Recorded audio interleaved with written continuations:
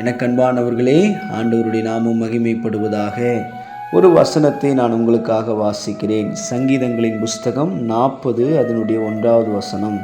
கர்த்தருக்காக பொறுமையுடன் காத்திருந்தேன், அவர் என்னிடமாய் சாய்ந்து என் கூப்பிடுதலை கேட்டார். எனக்கன்பானவர்களே, அநேக நேரங்களிலே நம்முடைய எல்லா ஜெபங்களுக்கும் பதில் கிடைக்கிறதா என்று சொன்னால் அது கேள்விக்குறியாகத்தான் இருக்கிறது. அல்லது சில நேரங்களில் நாம் இப்படியாக சிந்திப்பதும் உண்டு. தெய்வம் என்னுடைய ஜெபத்தை கேட்கிறாரா?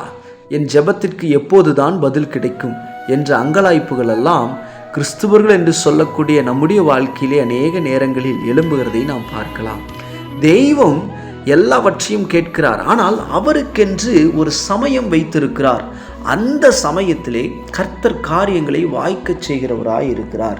சங்கீதக்காரன் அழகாய் சொல்லுகிறார், என் ஜெபத்திற்கு கர்த்தர் பதில் கொடுப்பார், ஆனால் நான் கர்த்தருக்காக பொறுமையுடன் காத்திருந்தேன். அப்போது நம்முடைய வாழ்க்கையிலே நாம் எவ்வளவு பொறுமை உள்ளவர்களாக தேவ சமூகத்தில் காத்திருக்கிறோமோ, கண்டிப்பாக அவருடைய நேரம் வருகிற போது அந்த ஜெபத்திற்கான பதிலை அவர் கொடுக்கிறவராக இருக்கிறார்.